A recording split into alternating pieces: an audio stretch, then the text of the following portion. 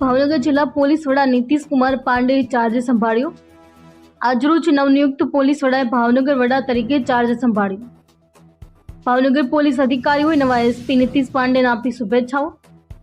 ભાવનગરમાં કાયદો અને વ્યવસ્થાને લઈ કાર્યવાહી કરવા માટે જણાવતા પોલીસ વડા અશ્વિન ગોહેલ, જી ન્યૂઝ, ભાવનગર।